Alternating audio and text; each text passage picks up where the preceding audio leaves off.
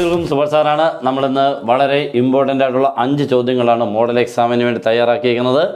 നമ്മുടെ ക്ലാസ്സുകളിൽ ഇങ്ങനെ വന്നുകൊണ്ടേയിരിക്കും. മാക്സിമം നിങ്ങൾ ഫോളോ ചെയ്യുക, പിന്നെ മാക്സിമം നിങ്ങളുടെ ഫ്രണ്ട്സിനോട് ഷെയർ ചെയ്യുക. പബ്ലിക് എക്സാം ആകുമ്പോഴത്തേക്ക് എക്സാമിനുള്ള ക്വസ്റ്റ്യൻസും ആൻസറും വളരെ വേഗത്തിൽ, ഞാനൊട്ടും സമയം കളയത്തില്ല. നിങ്ങൾ ഒന്നാമത് ഇതിന് മുന്നിലിരിക്കുന്നത് കുറച്ച് സമയമാണ്. അപ്പോൾ ആ കുറച്ച് സമയം കൊണ്ട് മാക്സിമം ക്വസ്റ്റ്യൻസുകൾ നിങ്ങൾ എത്തിക്കുക, ഏറ്റവും സിമ്പിൾ മെത്തേഡ്സുകൾ ഉപയോഗിക്കുക. അതാണ് നമ്മുടെ ഉദ്ദേശം. പിന്നെ നിങ്ങൾക്ക് എൻട്രൻസിന് ജോയിൻ ചെയ്യാം.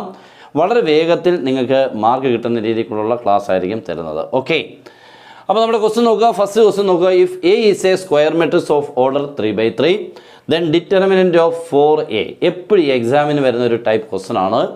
പക്ഷേ ഇത് കുട്ടികൾക്ക് എപ്പോഴും ഒരു കൺഫ്യൂഷൻ, കാണുമ്പോഴത്തേക്ക് ആൻസർ അങ്ങ് മറന്നു പോകും. പക്ഷേ പലപ്പോഴും ചെയ്തിട്ടുണ്ടാവും, അങ്ങ് മറന്നു പോകാനും സാധ്യതയുണ്ട്.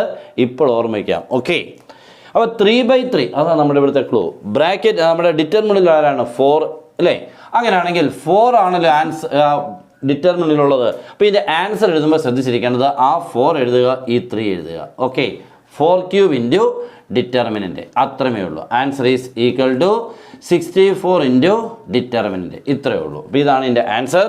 ഇനി അവർ ചിലപ്പോൾ പറയും ഡിറ്റർമിനൻ്റ് ഈസ് ഈക്വൽ ടു 2 എന്ന് വല്ലതും തന്നാൽ ആൻസർ ഇവിടെ എഴുതുമ്പോൾ that is 64 into 2, answer is 128. അപ്പോൾ നിങ്ങൾ ശ്രദ്ധിക്കേണ്ടത് ഇത്രയേ ഉള്ളൂ.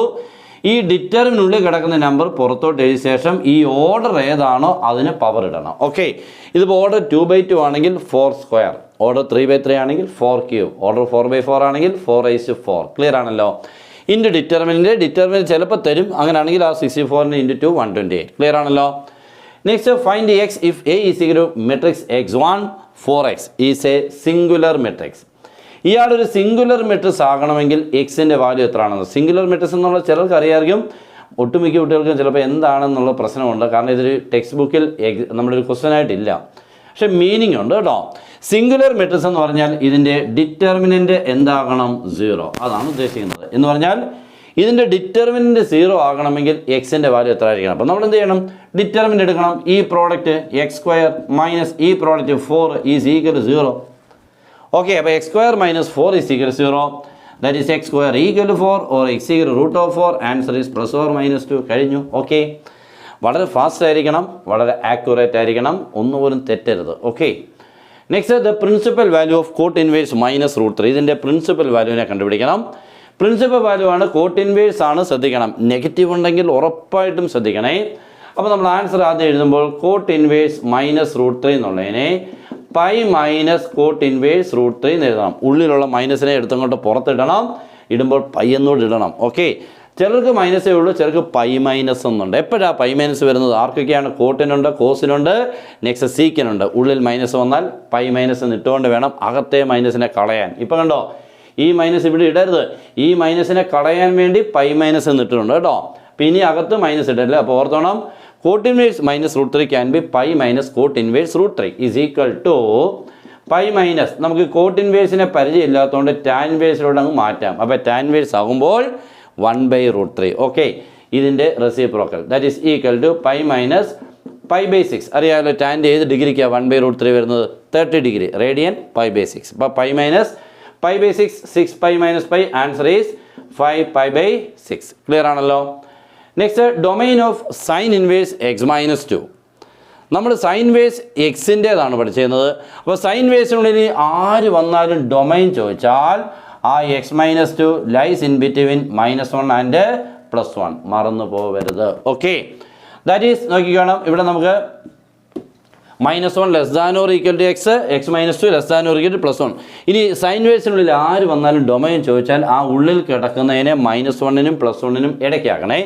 നെക്സ്റ്റ്, ഈ -2നെ നിങ്ങൾ ഇപ്പുറത്തോട്ടും കൊണ്ടുവരണം. ഇപ്പുറത്തോട്ടും കൊണ്ടുവരുമ്പോൾ -1 +2 less than or equal to x less than or equal to 1 + 2. Okay, ഈ -2 റൈറ്റ് ഇപ്പം വന്നപ്പോഴും +2 ആയി, ഇപ്പുറത്ത് വന്നപ്പോഴും +2 ആയി കേട്ടോ. ഇപ്പം നടുക്ക് x മാത്രമായി, -2 അങ്ങ് പോയി.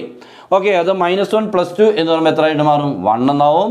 That is less than or equal to x less than or equal to 3. That means 1 to 3. അതാണ് നമ്മുടെ പുതിയ domain. Okay, next, 2 sine inverse 1/2 plus cos inverse 1/2.